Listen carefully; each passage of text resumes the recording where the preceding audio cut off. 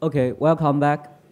Our next speaker is Dr. Erwin. So for us, the complexity really means a lot. So now I have a daughter. She's about 9 years, 3 months. You know, that's how the way I count her age. But the interesting thing is, in the elementary school or even in the secondary school, we learn quite diverse of discipline, like including history, biology, physics, chemistry, mathematics, and also literature. But the issue is, when we enter the college, we become sort of get a very specialized education. But now this complexity program is sort of bring us back to the new stage of childhood. And one very typical example is, I would say, is a dog, because he's you can so-called the paleobiologist, or also is very close to the naturalist. So he has a very broad interest. So as we all know, the remarkable film called Jurassic Park, directed by Steve Spielberg in mid-90s. So that's talk about the species of dinosaurs. But now for the dog, he even want to understand more or want to explore more in the geologic time scale to go beyond Jurassic stage, go to the Permian stage, try to understand the massive extinction of the species in that period of time. But arguably, as like when people review, like a dog has a view, maybe we are entering a new stage which we are has sort of hidden danger, but that we have to be aware of. So I think that's a time for Doc to share his view. Here, Doc, please.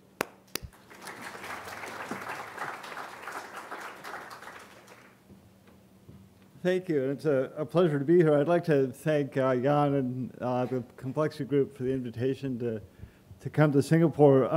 For an evolutionary biologist, this part of the world is sort of the second center of evolutionary thought, of course, because Alfred Russel Wallace also came up with the idea of natural selection not that far from here.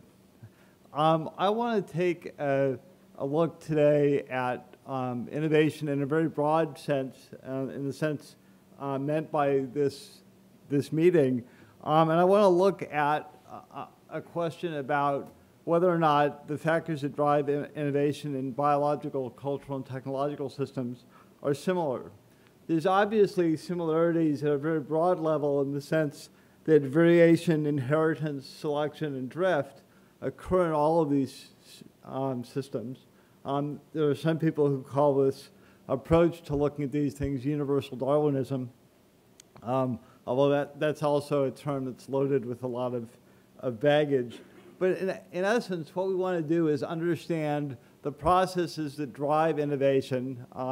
With respect to the talks yesterday, this is what I'm really going to be focusing on is not adaptation, but what was termed yesterday radical innovation. There's the hope that understanding some of these systems may shed light on the processes underlying others. And ultimately, the goal is to build models of what drives innovation in any of these systems. I'm going to begin by talking about what I'm not going to be talking about, what I really don't mean. Many of us, when we think of innovation, often think of adaptive radiations. This is a slide of work done by a whole series of scientists, including most recently Peter and Rosemary Grant at Princeton University, looking at the species dynamics of the finches in the Galapagos Islands on the other side of the Pacific. In this case, you have the diversification of a whole lot of different bill forms from a single ancestral form that was presumably blown in from Ecuador many hundreds of thousands or several million years ago. And on the Galapagos Islands, they've diversified into a variety of different species. And this diversification is often taken as a basic model for evolutionary innovation. And one of the points that I want to make today in talking about a very different kind of innovation is that this is merely one type of diversification and innovation, and shouldn't straitjacket our thinking about the breadth of changes that happen in evolution. Another example of such an adaptive innovation are the Hawaiian silver swords. This is a diverse group of plants on the Hawaiian Islands, also in the Pacific. They look a lot like yucca. The silver swords have all been descended from, have all come from one incredibly undistinguished shrub that lives in coastal California. They got to Hawaii and diversified into things that look like yucca, little button plants, shrubs, trees, and a whole host of other things. So this is one indication of the power of morphological change that can happen within adaptive radiations. And these are certainly an important component of evolution. In technological systems, we see similar sorts of things. This is a presumably adaptive diversification of nails that serve some function. This is the diversity of Crest toothpaste that you can find in your nearest drugstore. It's less clear to me whether there's actually an adaptive function to all these different toothpastes, but there's certainly a purpose to get shelf space and people's money for things they probably don't actually need. What I want to talk about, what I want to focus on most of this morning's talk, is an event that began a little over 550, 600 million years ago called the Cambrian explosion. This is a diversity of fossils and reconstructions representing a few of the taxa that first appeared during this explosive radiation of animals. You see some sponges up here, some very early echinoderms. This is one of your earliest relatives, a cephalocordate named Pikaia, as well as a number of very bizarre and unusual organisms, including the coolest animal that ever evolved in the history of the planet, in my humble opinion, which is Opabinia, which I'll talk about a little bit more at the end. That's a really neat animal, by the way. It is. I mean, it's got, well, we'll go back here. So 5 eyes. This is about 3 or 4 inches long. It's got 5 eyes on stalks on its head. It's got this great proboscis that comes out in the front of it. This is the actual fossil from the Smithsonian with a claw on the end of it. And these lateral flaps. I mean, it's like something out of the bar scene in the first Star Wars movie before they started going downhill. So what this Cambrian radiation represents is the construction of a design space that occurred, as far as we can tell, at least in geological times, relatively rapidly. And what we want to know is, how is that design space constructed? What components reflected the physical environment, which I won't talk about much today? How much of it reflected changes in genes and developmental interactions? And how much of it reflected ecological processes? These are the same questions, as I'll come back to at the end of the talk, in a slightly different vein that we have to think about in talking about cultural and technological innovation as well. This is a depiction of the appearance of major groups of organisms during this bit of time. Let me take you through the slide here. Along this axis, we have time from 580 million years ago up to 440 million years ago, encompassing 2 intervals of time known as the Ediacaran down here, and the Cambrian, and then a bit of the Ordovician at the top that you can forget about. The main point I want to make here is that in looking at the biggest groups of animals, what are called phyla, as well as the components of them in the Linnaean system, classes, many of these groups first appear at very low levels between about 542 million years ago and 520 million years ago. And then there's a burst of both phyla and classes in what's called Cambrian stage 3 here. And basically, by the end of the Cambrian, all the excitement is over. We have all the major groups of animals, including vertebrates. The sole exception is a group of animals called the bryozoans. Now, how many of you have ever heard of bryozoans? Oh, amazing. Well, of course Murray's heard of them. Murray's and Simon. Okay, so 4 of you have heard of bryozoans. You don't actually need to know much about bryozoans, so we can skip past those. Our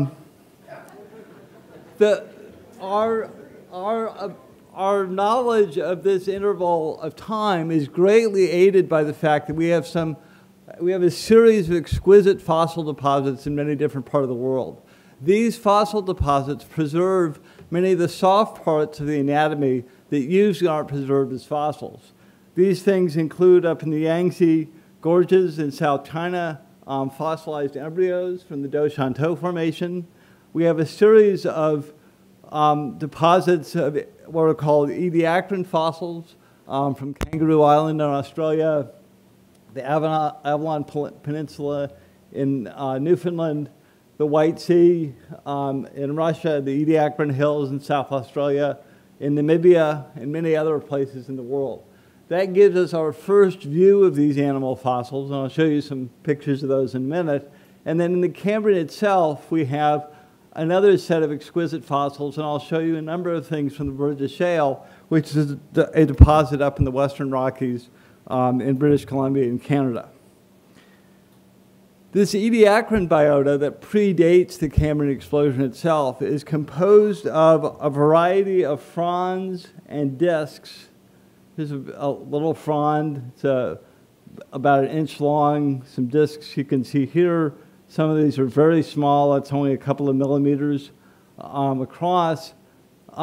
With the exception of this form up here called Cimbrella, none of these things have appendages. None of them have eyes. None of them have any sign of a gut. They're very simple frond or disc-like organisms. The evolutionary affinities of most of these things are unclear. This form here from the White Sea in Russia is called Cimbrella. It actually turns out to be a very primitive relative of a mollusk. So we have a diverse set of fossils before the Cambrian explosion, but they're very different from what we see after 542 million years ago. This is a shot of the Burgess Shale quarry up in British Columbia in Canada. It's a shot from about 20 years ago because if we were up there now, this glacier would have retreated even further, sadly. 520 million years ago, this was along the coast of North America in fairly tropical waters. It's a deep sea deposit where material has been brought down from shallower waters. And we have exquisite preservation of material in this deposit. This is a slab of trilobites and other forms that was collected by Charles Walcott beginning in 1909. You can see a variety of things on here, and I just want to point out that some of these things, for example, the trilobites here, the olenellids, include impressions of the legs along the side. There's a bit of an antenna coming up off the top, and you can see the same thing over here. If we look at some of the other fossils, this is one of the more recently described forms known as Herdia. Gwen Daly did her PhD thesis on this at Uppsala in 2009. This animal is about 10 inches long. The body of the animal is here with a tail, and then it's got a large head shield covering the mouth, and then some appendages hanging down below it. This is a very early relative of arthropods. It's related to ANOMALOCARIS. This is a top view of an ANOMALOCARID, the tail down here, these lateral flaps to either side, and it's got these two giant appendages. Herdia basically is an ANOMALOCARID with a head shield stuck on the front end. Until 2009, this was believed to be this was in 3 different parts and only assembled after or during Daly's PhD thesis. This is a large predator. These things in China got up to be about 2 meters long. Trilobites, of course, were quite common. Here's a Shea. This is an onychophoran worm, about 3 inches long. You can see the body of the animal here. This is the head with some slight appendages, pairs of appendages with small claws on the end of them, leading people to think that it may have crawled up sponges. Onychophorans or lobopods are very common in the Cambrian deposits. This is another form reconstructed from fossils in China. The body of the animal is down here. You can see these spines coming up off it, and the legs are mostly buried in this specimen down here. Big bulbous head at one end. This allows us to make reconstructions like this.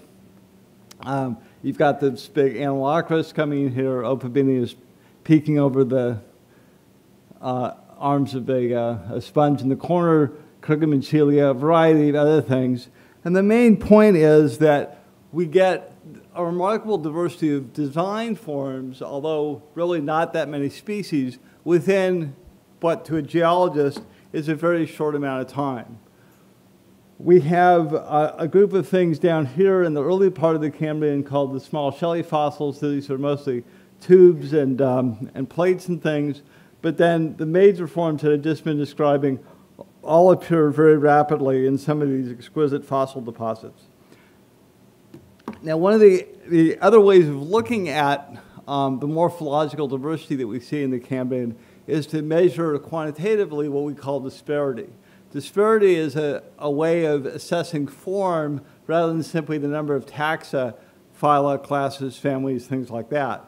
When we ignore taxa and simply look at form, the pattern that we get is that the morphospace defined by arthropods or priapulid worms or many of these other groups is defined very early in their history. So the state space is defined early and then it's filled in. The space doesn't grow through time.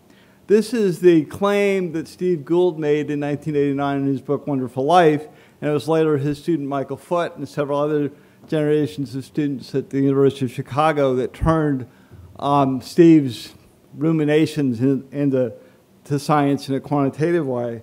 And a whole host of these groups that I've shown here have now been studied, and all of them indicate this very rapid increase in diversity. Only later in disparity, shown here in the dashed line, time going this way, disparity goes up rapidly. Only later does diversity, the number of taxa, climb as the space is filled in.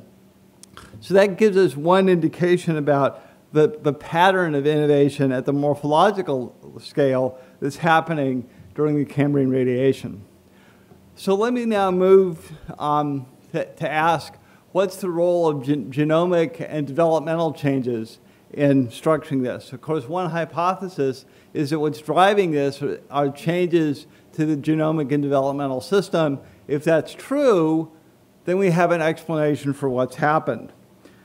To set the scene for this, let me briefly take you through a figure from a paper in 2010 by Eric Alm's group from MIT.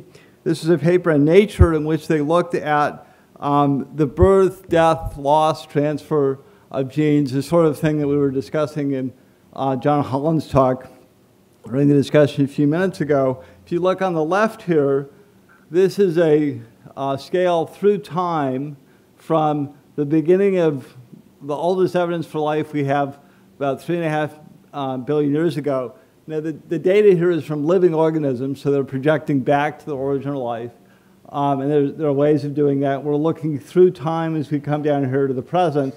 The Cambrian radiation that I'm talking about is about that dotted line there, just past 500 million years ago. This figure shows gene loss on this side, gene gain on this side, and the kind of changes you can see in these different colors. So red, primarily concentrated at the base here, is the birth of new genes. Green is these horizontal gene transfer events. Blue are duplications of genes, and loss is this mustard color, whatever it is. And this is only for redox and electron transport genes. You can see there's a very different pattern of what happens at different points in time. But one of the more interesting things happens if you look at this evolutionary tree from the figure. Again, 3.5 billion years ago is in the center. The Archean up to 2.5 billion years ago is right that sort of donut there. and then time is going outwards, and today is around the outside of this. The main thing I want to draw your attention to is that within this clade here that includes plants, fungi, and animals, most of the changes, the bulk of them, are gene duplication events. And that's true not only of the genes that were studied by Eric Alm's group, but a series of other genes as well. Let me focus in on our closest relatives. The closest animal group to animal, or the closest group to animals is something called choanoflagellates. The genome of choanoflagellates, the Montesiga genome, has been sequenced by Nicole King at Berkeley and her colleagues. And then we have whole genomes of many other things, including the sponge Amphimedon, a placozoan called Trichoplax, sea anemone, Nematostella, and flies or Drosophila. And the thing I want to call your attention to here is that although there's great differences in the size of the genome of these different animals and differences in the number of genes, basically once you get to about 18,000 genes, you can build whatever you want. It's not the number of genes that produces morphological complexity. Rather, it's the interactions between those, and one index of that is the number of transcription factors and also microRNAs, which I won't discuss very much, which are in these lower couple of rows. Let me focus on one aspect of these transcription factors. These are the Hox genes. This is a multicolored in situ hybridization of a developing Drosophila embryo. This is the sort of thing that developmental biologists love to do. And this shows in different colors in the developing embryo from the head end around to the tail that different genes have been expressed to produce the different components from the front to the back of the developing embryo. So we have labial DFD up at the anterior end, and then a series of other genes controlling body plan regionalization as we go back down. And this shows a more simple schematic for some sort of generalized insect on the left, that we have a series of these genes. And the interesting thing about the Hox genes, but both in arthropods and across animals, is that in most cases they're lined up together on a chromosome. So we have a chromosome with a series of Hox genes that have arisen through duplication events, and different genes have then specialized to control the body plan formation of different parts of the embryo. So this gene in green is controlling the anterior end, and then as the colors get warmer, we're going back to the posterior part of the body. This pattern of diversification of these developmental genes, these are called transcription factors, happens in much of the body plan formation. So eyes, gut, appendages, other aspects of the body plan are also controlled by the duplication and divergence of these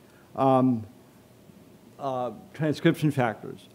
By studying these in different organisms, developmental biologists can actually build a tree, which is shown here, of the duplication and the growth of this Hox gene component. So what you see here with sponges at the top is an increasing number of these transcription factors. The different classes of gene, the sort of subfamilies, if you will, are shown by the different colors. So the anterior genes are in baby blue here. Those don't undergo much duplication. The next genes undergo a little duplication, but then it's the two posterior classes of genes that in bilaterian animals have undergone many duplication events and control the sort of body plan formation we see in arthropods. So you can do this with a lot of other transcription factors, and in 2001, Sean Carroll, who's at the University of Wisconsin, put together this sort of cartoon of the different genes that might have existed in the last common ancestor of flies and mice. These are all genes that are found in both mice and chicken and us, raised vertebrates, as well as in flies. That means they must have been shared by the last common ancestor of those two groups of animals. we'll get to when that last common ancestor actually lived, but that includes genes for things called gene PAX6, which controls the photoreceptor, distillus, which controls outgrowth, so the body wall, because Sean wasn't willing to say appendages, the gut, the nervous system, even the heart with a wonderful gene named Tin Man, segmentation, and various body axes. Now, I don't actually believe that this organism ever existed for reasons that we'll get to in a moment, but this shows you that by this sort of comparative developmental approach, one can begin to understand the developmental aspects of organisms that lived 500 million years or more ago. Let me now move to the question of when these things existed. The point that I'm going to get to in a moment is that the reason I don't think that all these genes were present, but that they weren't doing the functions that Sean has assigned to them in this cartoon, has to do with when this thing existed. And what I'm now going to try and convince you of is that the origin of these major groups of animals and the origin of this developmental toolkit happened 150 million years before the fossils we see in the Cambrian explosion. And the reason for that gap, what we call a macroevolutionary lag, is not because the fossil record is lousy. The fossil record of that interval of time is actually really good. And a lot of us have spent a lot of time walking up and down rocks in China and Africa and North America and other places looking for animal fossils. The animal fossils are not there, not because we can't find them, but because they hadn't evolved yet. And that tells us something important about the structure of this innovation. So this is a molecular clock analysis we published at the end of 2011 in Science.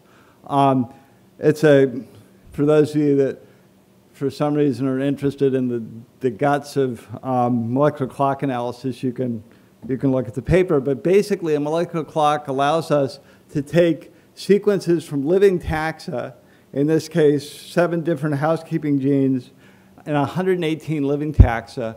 We sequence the genes. We use a series of algorithms combined with calibration points in the fossil record to project back to determine when these different lineages branched through time. And this is the result that we get. We have taxa along here with fungi represented by beer at the top, and vertebrates represented by Linus Pauling because we didn't have a picture of Murray. And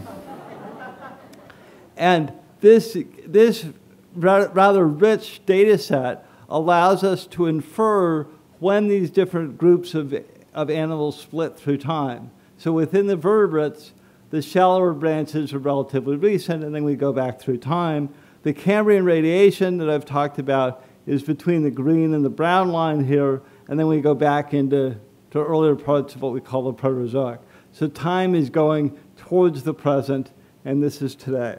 So if we step through this diagram, the last common ancestor of all living animals looks like it was about 780 to 800 million years ago, long before we see any evidence in the fossil record.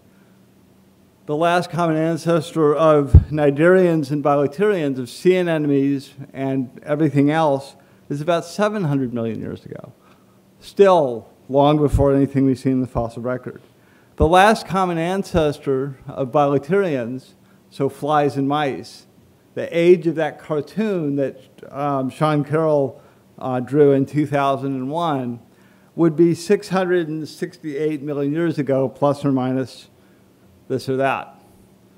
Well before we see any evidence of this level of complexity, 120 million years before we see any evidence of animals of this level of complexity. So there's a long lag between when we think these organisms arose and when, by molecular clock analysis, and when we see evidence of them in the fossil record. Now, the interesting thing of this analysis is that when we look at the crown group, which is the last common ancestor of all the living taxa, that matches the Cambrian quite well. The dots on the diagram here show the age of the last common ancestor based on the molecular clock analysis alone, not based on fossils except for the calibration points, the last common ancestor for living examples, for example, of nematodes, and all the last common ancestor of living annelids would be in the Ordovician. Last common ancestor of some of the mollusks would be back here in the very latest Ediacaran, about the age of Cimbrella, which is what we have in the fossil record. So we see amazing concordance between the molecular clock results for what we call the crown group and the fossil record. And that gives us a lot of confidence that this molecular clock analysis is about right. And here you see the fossil evidence combined with the analysis from the molecular clock. But that leaves us with a problem. What was happening for 200 million years? Particularly if the animals in that time had a fairly sophisticated developmental toolkit, at least since that node. That node there is the last common ancestor of all of these different groups of animals, and by all evidence had a sophisticated suite of developmental tools. Let me now move into looking at the structure of actual gene regulatory networks. This is a horrible diagram to show to all of you before lunch. As John Holland said, you now have, if you lose half your audience with every equation, you lose 90% of it by showing this diagram. It's a really neat diagram, though. This is the wiring diagram for how to build a sea urchin. This is from Eric Davidson's lab, and it's all available at biotapestry.org, which is one of his lab's websites. Eric is a developmental biologist who works on sea urchins and has been progressively refining the structure of regulatory interactions required by the developing sea urchin embryo. And this mess shows the interaction between various genes, their upstream regulatory sequences, and how they affect other genes. And it turns out there's a really interesting structure to it. Let me just help you with a schematic here. You have inputs to part of this gene regulatory network of various signals and transcription factors.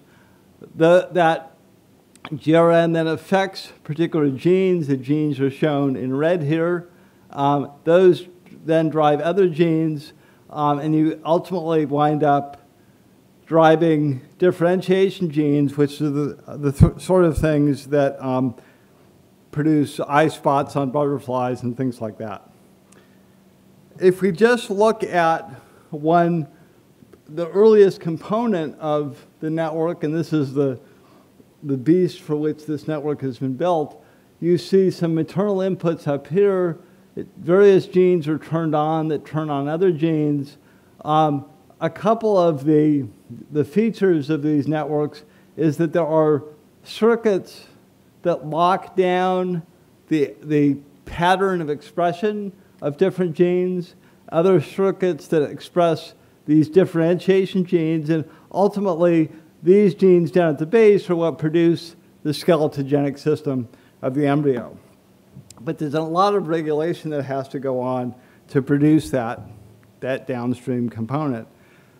What's really fascinating, however, is that when you compare, if you look at the structure of this in detail, it turns out there's a component of this regulatory network here in the middle, which is exactly the same between sea urchins and starfish. So this recursively wired set of interactions at the core of this network right in here has been preserved for 550 million years. If you go in experimentally and knock out any of these genes, you knock out the developing embryo. So producing the gut in either a starfish or a sea urchin requires these interactions in the same pattern. So basically what happened 550 million years ago is that these genes took over control of forming the gut. And Eric and I have called these a kernel, and they've remained stable for the next 550 million years. This is exactly the sort of technological lock-in or biological lock-in that Brian has described as technological lock-in. Once you get this sort of thing, it's really hard to get rid of it. The only way you can get rid of it is by getting rid of the gut. You have to become so simplified that you no longer form the gut. And there are some things like pogonophoran clams or worms that actually do that. So that locks things into this particular sort of structure. And there are other components of these networks that we've identified that are highly conserved in some cases, highly labile in others, that suggest that there's a real hierarchical structure to these developing networks that has allowed the production of all these different morphologies. Some parts of the morphology, forming appendages or eyes or guts, remain stable for hundreds of millions of years. Other more distal components of the network are more labile and change more readily. But genes aren't enough, because most of this toolkit was present 150 million years before what we see in the fossil record. So the other part of this system that we have to look at are the ecological interactions. Certainly one of the things that happens in the Cambrian is that all of a sudden we get a whole lot of things that eat other things. There are no predators within that ediacaran biota that I described to you at the beginning, but as soon as the Cambrian shows up, there are lots of things that are eating other things. That tells us something about the energy flow within these systems, but it also tells us quite a bit about the complexity of the ecological networks. We get the same answer, incidentally, not just by looking at the fossil record, but also by comparing it to this molecular clock analysis that I described, because this also shows us, based on molecular data, the age of the crown group that includes various predatory groups, some of which are in the base of the Cambrian. Others, for example, vertebrates, are further up in the Cambrian, although we're fairly sure there are predatory vertebrates about 20 million years before that purple dot. So there are a number of predatory groups that are clearly a component of these Cambrian faunas. There's another component to it as well, and this is a topic that has sort of indirectly come up in the previous parts of this meeting, and this is how do you actually build the ecological networks that these organisms are taking advantage of or are a part of. One of the things that happens is that if you look at the sediment from the late Precambrian into the Cambrian, you go from sediments that are planar laminated, they look just like thin layers of a cake with no disturbance, to very well mixed sediments because of burrowing and other kinds of activities. So even if we had no fossils, sedimentologists would know that something profound had happened simply because the burrowing activity of the organisms changes from insignificant to so important that it completely mixes the sediment, and that we no longer get these planar laminated sediments. That has a lot of ecological implications as well. And let me give you a more recent example of this. This is the American oyster, Crassostrea virginicana, and that's Chesapeake Bay on the right in the eastern United States. Washington, D.C. is up here along the Potomac. This is the mouth of the Chesapeake, and it goes up here and into Pennsylvania. In 1604, I think, when the first British colonists sailed in the mouth of the Chesapeake to set up their misbegotten colonies down here, the Chesapeake, basically everything above 9 meters water depth was covered with oysters. Oyster reefs were so common that the British Navy spent a couple of hundred years using them for target practice because they were a threat to navigation. At that time, well, as late as 1870, all the water in the bay went through the filtration of some oyster in 2 days. So the entire bay was filtered in 2 days. By 1979, it took over a year to filter all the water in the bay because there are no more oysters, because they ate them all. I think I'll skip this. But my point is that the filtering activity of these oysters has an incredible impact on the physical and geochemical nature of the water, and it actually controls the kind of other organisms that can live there. So the abundance of this one species controls the ecological state of the ecosystem. If you have oysters in abundance within the Chesapeake, you have fish and mollusks and crabs and all sorts of other things. If you take the oysters out, you get jellyfish and slime and ctenophores and stuff like that, stuff you can't eat. So these ecosystem effects, these spillovers, can have incredible changes on the state of the ecosystem. And one of the things that we've realized in looking at the various kinds of organisms that show up in the Cambrian is that many of them, in fact, are ecosystem engineers. Now, because we don't have abundance estimates, it's very difficult to figure out exactly what the impact of these organisms was, but it appears that they're also likely, along with predation, an important component of the ecological changes that we see at this time. So the system that I just described is one in which we have a long lag between the origin of the developmental tools that are required to build the complex animals that we see as biolacterians and the ecological or evolutionary expression of them as fossils. And this is not the only macroevolutionary lag that paleontologists have identified. Lags like this are common. This is not what Ernst Mayr told us about evolution. Ernst Mayr thought and wrote during the 1960s that evolution was very opportunistic. When new innovations came along, evolution would take advantage of them. That's not true. If we look, for example, at grasses, grasses are a good idea. Grasslands are widespread across North America, South America, Asia, many other parts of the world. It's hard to argue that grasses were not a wonderful evolutionary innovation. And it's easy to tell because they produce phytoliths what the history of grasses are. So if we look again with the molecular tree, this is one from Toby Kellogg in about 2001. More recent ones are about the same. The origin of grasses is about 70 to 55 million years ago. It's more like about 55 million years ago. Interestingly enough, the last common ancestor of corn and rice is down here at about probably 45 million years ago. But notice that there's already a diversification into major different groups of grasses by probably 55 or 45 million years ago.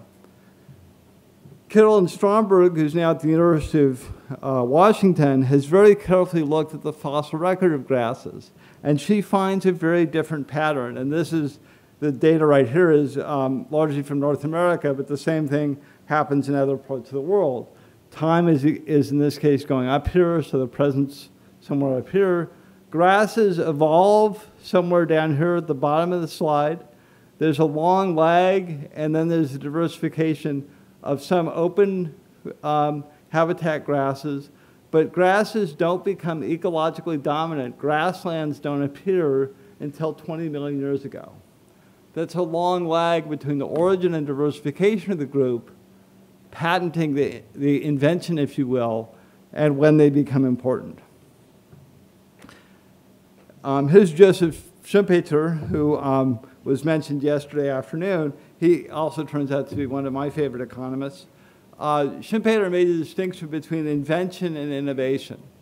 Invention being the creation or the origin of something new. This is, I think, just as true in technology as it is in biology, although Brian actually told me last week he doesn't like this distinction. He just didn't tell me why. Invention is when the innovations become economically or biologically significant. So for grasses, the invention is can be thought of as the diversification of the clade 45 million years ago. The innovation happens 20 million years ago when we finally see widespread grasslands, and we see them in the fossil record. There's an interesting thing, and this will be my last example before I get to the model. It turns out there's an interesting thing that anthropologists have picked up in the origin of early Homo sapiens, that the archaeological expression of symbolism, which we look at in terms of figurative art, and as I'll show in a few moments, even things like flutes, looks like, according to Chris Springer in his recent book on Lone Survivor, it looks like that ability to perform symbolic actions was essentially flickering over tens of thousands of years in Africa, probably from at least 75 or 80,000 years ago, until it really begins to take off in Africa and Europe sometimes after 45,000 years ago. And this makes the important point that some of these innovations actually take a while to get traction. And part of any general model of the process has to take into consideration what are the actual mechanisms. Stringer suggests it's population growth, a growth of multiple interacting populations that actually allows symbolism to really take off within our early ancestors. So if you go down to the Port Bay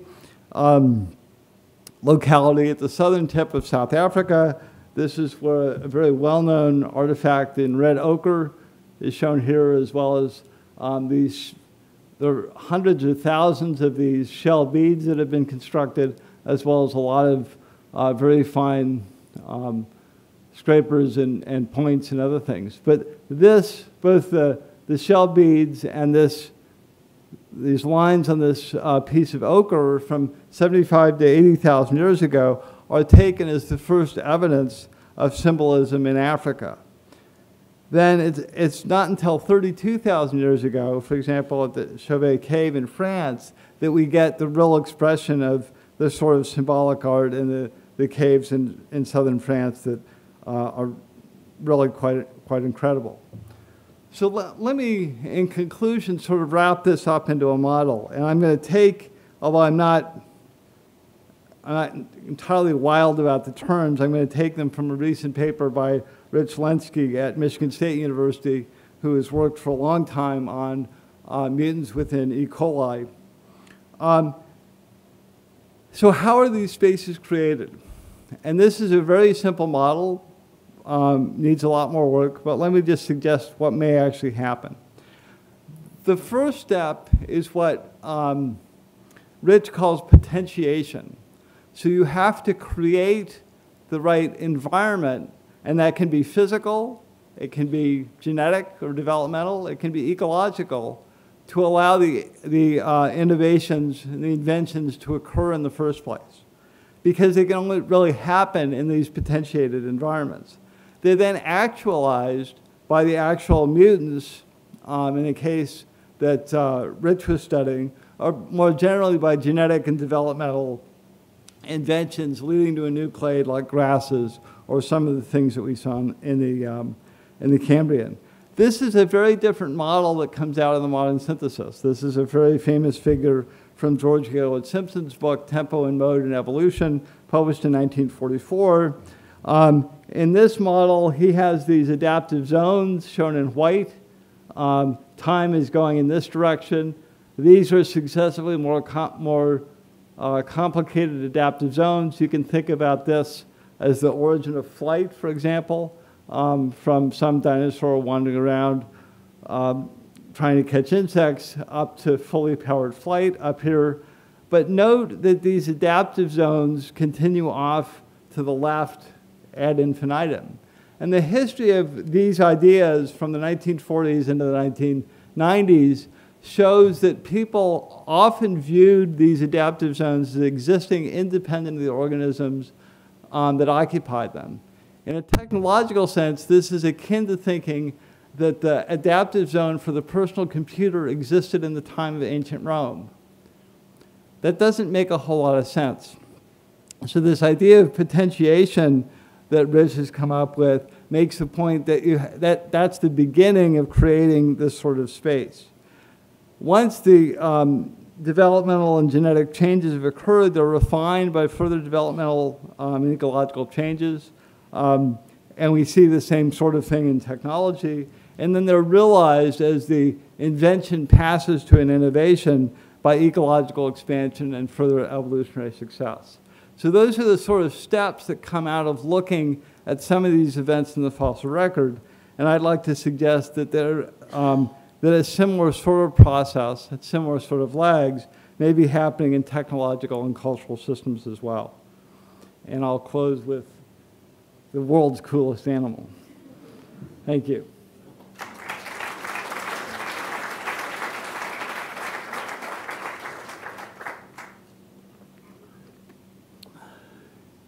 Questions?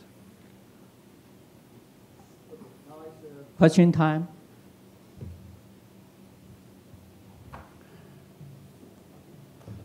Everybody's ready for lunch.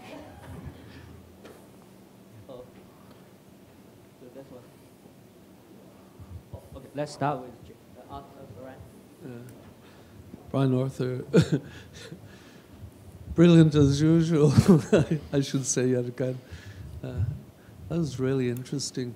You and I have been talking the last few days, and just to bring up a point that came up in our conversations, there are an awful lot of technologies, and I'll mention two. One is radar, and the other is penicillin, where the phenomenon behind the technology has been noticed very early on, just like with some of these, say, grasses, where the potential was lurking, you know, millions and millions of years before it was finally actualized. In the case of radar, the phenomenon that high-frequency electromagnetic waves would be reflected by some metal object, that was known quite early on, before 1910. People were trying to send radio waves across the Potomac in Washington, D.C., and as ships came up the river, they noticed that there was a distortion. And so that potential for radar was sitting there, but it was at least another 30 or so years before that was developed into full-fledged radar in Britain, in the US, Germany, and a number of other countries. Similarly with penicillin, the famous effect that certain spores of Penicillium notatum could wipe out. I'm trying to think of the particular bacterium that it did in Staphylococcus? Yes, yeah. That particular phenomenon had been noticed in 1875 and was noticed again in the 1880s. And there's a huge lag, and Fleming notices it in his lab in 1929 or thereabouts. But Fleming had been a doctor during the First World War and was very alerted to think of such things as possibly being able to cure gangrene. But it still floats when Fleming notices it. Fleming didn't have the tools, the adaptive tools or the innovation tools, to use Schumpeter's ideas, to fully develop penicillin. And it was another 13 or 14 years before a team, Florey and Chine and others, were able to fully develop penicillin. So the bottom line here is that I think that virtually, or many of the phenomena or the lags that you've noticed in biology, in the biological record, apply very much to technology. Mechanisms are slightly different, but it's the same sort of thing. Lots of technologies, if you trace them back, existed 20, 30, 100 years earlier, but they're not fully realized until there's a war or some major need, and then the scene shifts. Thanks. Oh, is it? Okay, this seems to be on. So I want to tie in what Brian just said with what John was talking about in his talk, which is the coevolution. And there has to be some story about how the grasses initially started, and there was some soil bacteria that weren't quite right for that, and then it created a home where these particular bacteria could thrive, which then changed neighboring soil, which allowed the grass to thrive even better, et cetera, and a coevolutionary story between these different trees and how one's feeding off the other. Can you say more about coevolution in this story? That's actually, so this book that Jim Valentine and I've just published on the Cambrian radiation, most of it's actually about that ecological dynamic, because it looks to us like the primary cause for the Cambrian radiation is actually building out those ecological interactions. It's not development, it's probably not changes in the physical environment, although increased oxygenation was important as well, but it's building those ecological interactions. In the case of grasses, it actually may be, at least in part, an environmental change that allowed grasses to spread more broadly rather than that sort of coevolution.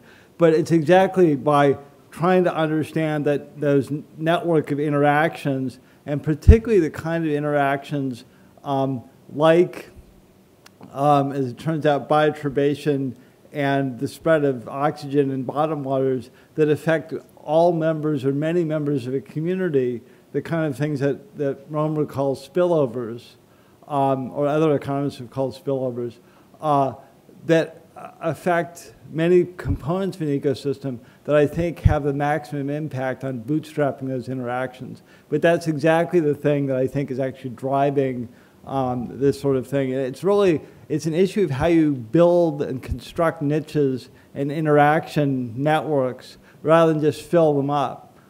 Too much of the sort of 1980s view of ecology, or 1940s view even, was just filling an empty niche. Most of these niches are not constrained by physical parameters, they're constrained by biological parameters. So you actually have to figure out how you build that niche. Okay, so that's another one. So you did mention about the physical environmental change as your answer. But I would argue the physical environment change could contribute quite a lot. For example, the grassland. This is actually, if you look at the geological history, this is related to CO2 concentration in the atmosphere change. So if you talk about Cambrian exploration, this is also related. I mean, at that time, the Earth went back and forth between the ice house and hot house quite a few times. Well, yeah, the end of the last glaciation was actually at 635. So the glaciations that I didn't talk about that bracket these other events, but there's no indication that the glaciations, either the Marinoan or the Sturtian, are actually connected to the biological events. There is an increase in oxygen. There are a whole host of other geochemical changes, but the real problem for there are two problems with three problems, I'll keep counting, three problems I'll mention with a purely geochemically driven explanation for the Cambrian. The first is that geochemistry doesn't help you get all those morphologies. It might help you with the timing, but not with the nature of the evolution. The second is that with oxygen, it's clear that there's an increase in oxygen at some point in the late Neoproterozoic. The difficulty is that we can't tie down when that is happening. And my view that we expand in this book is that most of the expansion of oxygen in shallow marine habitats is in fact a consequence of the biological activity. It's biologically mediated, not physically mediated. That's a contentious hypothesis, but I think it's actually within the scope of the data that exists at this point. I also didn't have another half hour to go into all the geochemistry at that time. Yeah. That's very interesting. As I understood your model, it was basically the environment changes. But I was wondering to what extent, and maybe the actual structure or the internal changes also. Because I took some things you said to say that you need to duplicate before you can perhaps, duplicate Hox genes. There can't just be one. The potential can be there with one, but you may need duplicates, and could that take some of the time? To go back to John's model, you need to have a number of them, a number of urns maybe, or whatever model you want to think about before you can actually get the explosion. So is it? Well, so the point that I was making about the genetic toolkit is that all of that gene duplication, not only in the Hox genes, but in many of the other transcription factors, has happened by 680 million years ago. So most of the tools, not all of them, there's some refinements that happen later, but most of the basic developmental tools are present long before the Cambrian explosion. So it doesn't look like it's the generation of new developmental tools. And then I'll make one other point. I understand better, but it could well be in the technological evolution that it is a need to get capability as well. Oh, sure, yeah. I mean, this doesn't have to apply to everything, yeah. But the point is that what you want to do is understand the different components and how they interact. Yes, here's another one. Hello. Okay, so I have 3 questions, and the first 2 are about the world's coolest animal, so forgive me, they're a little trivial. So my first 2 questions are, what is that thing's name? And secondly, what exactly is the evolutionary purpose of 5 eyes? And my third question is, when your model about potentiation and actualization, right? So there is a rather long lag time between potentiation and actualization. So can be, yeah. From what I understand of evolution, right? The potential doesn't contribute to the fitness. So is there the danger that that potential will be destroyed during that lag time? Yeah, to take your last question first, my guess, and that's actually one of the things that Rich Lenski saw in his experiments with E. coli, looking at the citrate mutant. So they were looking at a mutant in which the E. coli could feed off of citrate, which is not a normal feeding source for E. coli, food source. And it turns out that many of the potentiation changes happened in other lineages, but those lineages died out before the actualization changes could happen. So yeah, in many cases, that you'll get halfway there, and then the whole thing won't pan out. This beast is called Opabinia, O-P-A-B-I-N-A, Opabinia regalis. And I have no idea why it has 5 eyes, but it obviously wasn't a great idea because it's only known through about 3 meters of rock on this one hillside in British Columbia. So it wasn't a great success, even if it is really cool.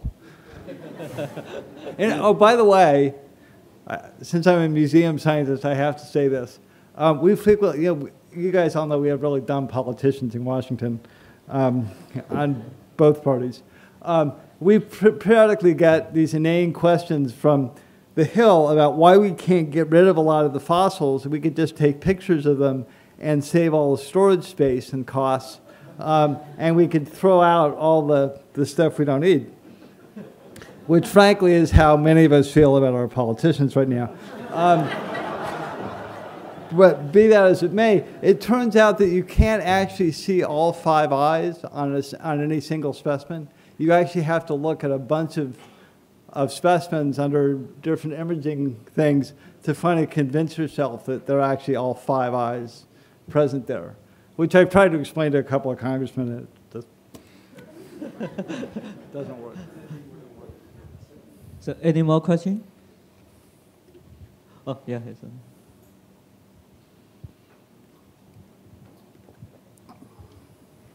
Is there anything we can learn from the so-called failure cases, the evolutions that didn't make it? Like, for example, the world's coolest animal. Sorry. No, I'm glad you think it's the world's coolest animal. That's good. Yeah, actually, this is a really instructive case. And let me go back to that slide that I skipped over.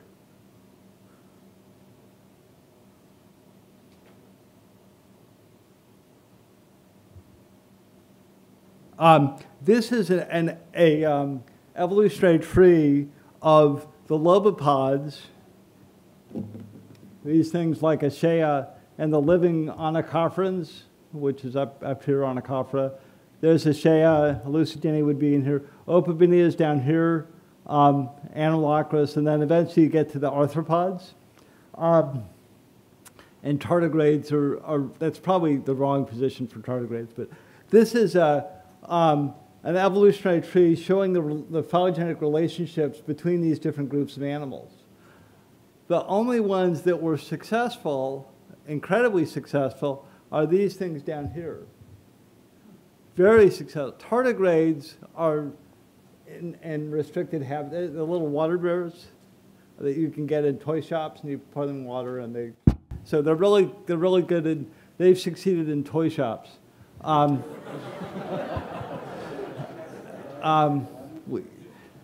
onychophrans are not noticeably successful. I have to stop telling stories, but this is a good story.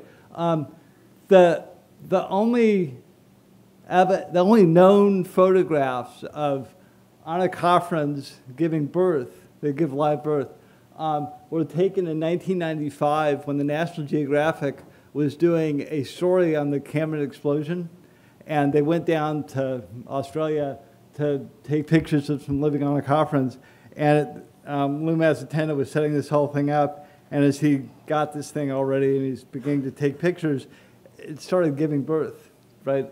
And the woman who actually studies these things had never actually seen them give birth before. So apparently, if you're the National Geographic, you can get photographs of that sort of thing. But the point is that all of these things leading up to arthropods are not terribly successful. But what they lack, all of these lack jointed appendages of the kind that we have in arthropods. They also lack the kind of, as far as we can tell, the kind of innervation nerve systems in the anterior appendages that allows the differentiation of appendages within the anterior end of arthropods. You get some of that, certainly within ANOMALOCARIS, but nothing like the extent that you see in true arthropods. So it looks like, in contrast to what Steve Gould said in Wonderful Life, there actually is a really good reason why arthropods succeeded and not Opabinia. And it had to do with the functional attributes of these different animals. Yeah, is there one more question?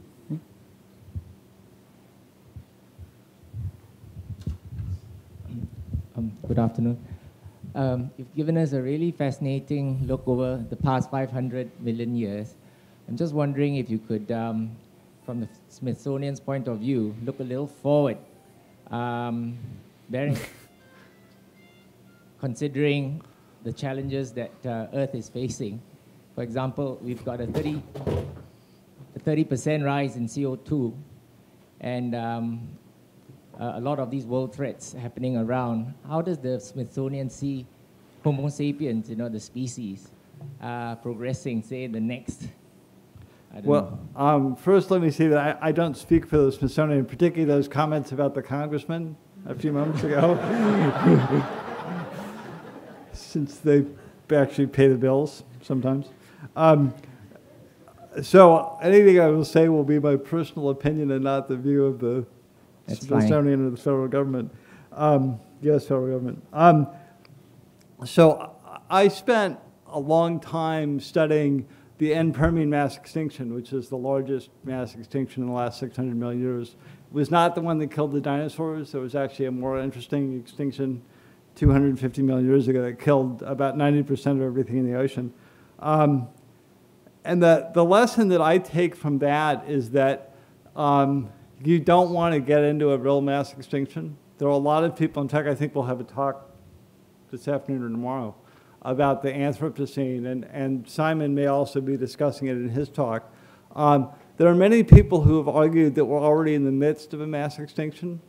If that's true, I would buy a good case of scotch, because it isn't going to be fun.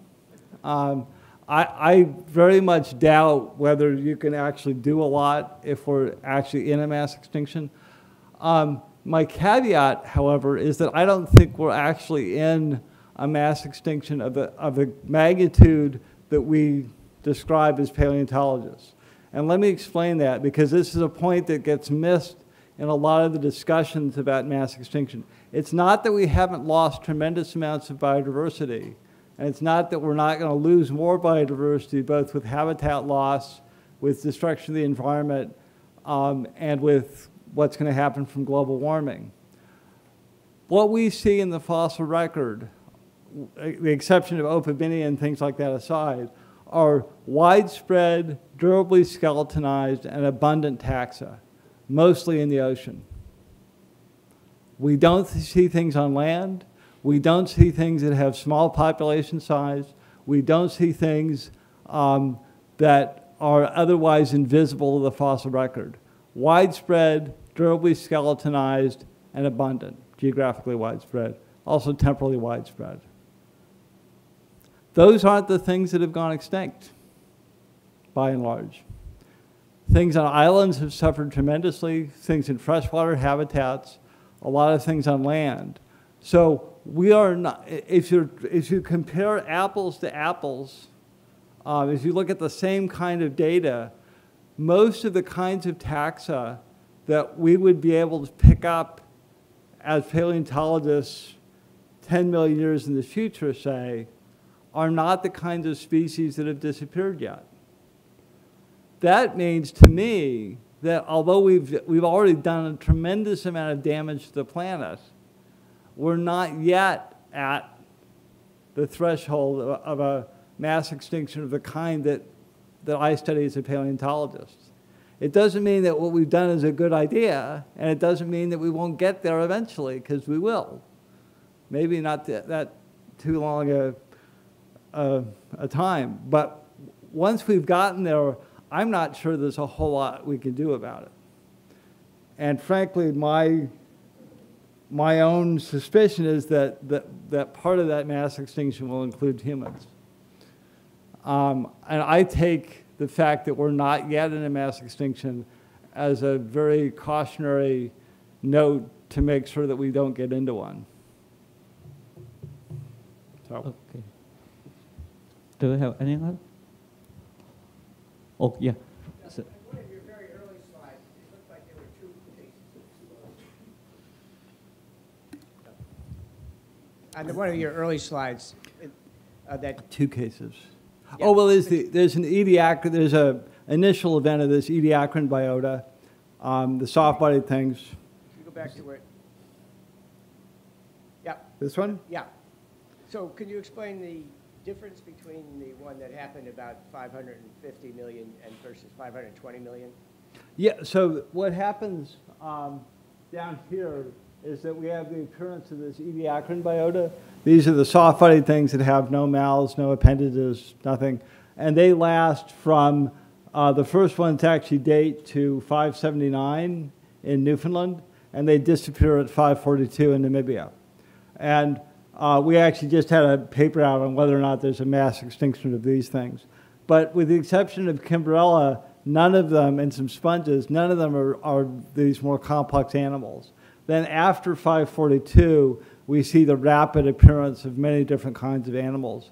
Many of these things that we see up here in stage 3 probably evolved down here in stage 2 and maybe even in stage 1, but these body plans, for various reasons, are unlikely to have evolved further down than that. So we really do have, it turns out to be 3 phases is what we see.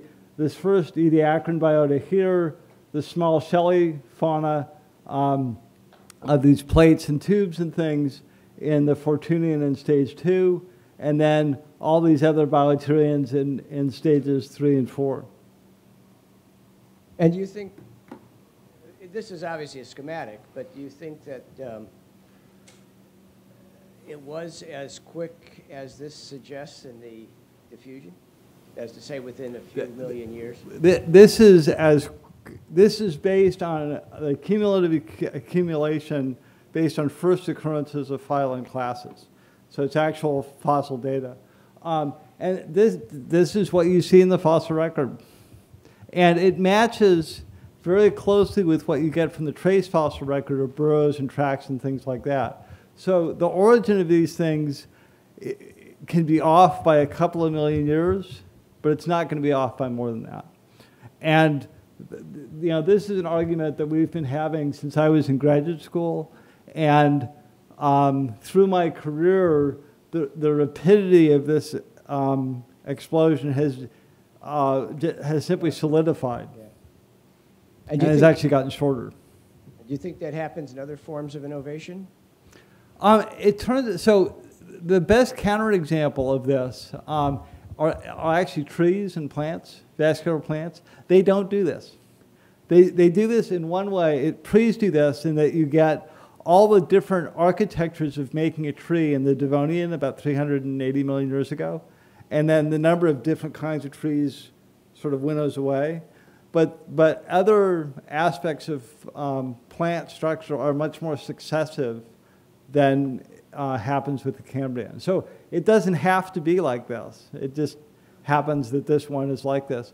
You do see this pattern also after major mass extinctions. So there's a great paper by Ann Yoder, I think it was Ann Yoder, about the placental mammals in Science or Nature, one of those two, about 2 or 3 weeks ago that showed that mammals did the same thing after the end of the dinosaurs. We see the same thing actually after the end of the Permian, where ichthyosaurs, plesiosaurs, turtles, mammals, dinosaurs all explode within 5 or 7 million years after the end of the extinction. Turtles are actually the second coolest thing next to Opabinia, by the way. Kevin? Okay. Good afternoon. Just now I got this impression from your answer that you were saying, like, you probably think that this massive extinction will anyway happen no matter what we do. Is this impression correct? No, I think we still have some hope. There are many people who have claimed that we're already in what's called the 6th great mass extinction. No, my question is, like, even without human being, you think this massive extinction will happen in its own way, or like, well, it may now be, it's just something by chance, all the different factors. So. If humans had not evolved, there would be another mass extinction sometime. Massive volcanic eruptions would happen, another bolide would fall out of the sky. It's unlikely it would be happening right now. What's happening now is because of people. Okay, so then what you are thinking is like this massive extinction is mainly because of some external force, like something bumping into the Earth or something like that. The system itself may not really have this kind of massive extinction by itself, like it, just a collapse. Right. Without anything bumping into the Earth or something. So that's a really good question about whether or not mass extinctions can be endogenously driven. Stuart Kaufman has argued for years that some of the extinctions can be caused by basically the internal collapse of ecosystems that produces a runaway negative feedback. There's actually no evidence of that. So well, 4 of the 5 classic mass extinctions that are best studied all have evidence of external drivers. And the 2 biggest extinctions, the one at the end of the Permian, which is due to the Siberian eruption of massive volcanism in Siberia that basically covers all of Siberia, and then the KT impact are very significant external drivers. So it's certainly possible, but we actually don't have any evidence that that's the case. What was the one that doesn't have an external, excuse me, you said 4 out of the 5, and the last one that didn't have an external factor? Well, is the Devonian, and we don't really understand whether there's even a mass extinction in the Devonian. There are a series of biotic crises through the late Devonian. Whether they actually amount to a mass extinction is something that a lot of people have disputed. And so there is certainly a series of changes in ocean chemistry during that time that could be driving the patterns that we see, particularly in Europe and to some extent North America. But whether that even really constitutes a mass extinction is unclear. That's why I left it out. Okay, before we close this session, let me pass a small gift as appreciation to the fantastic talk.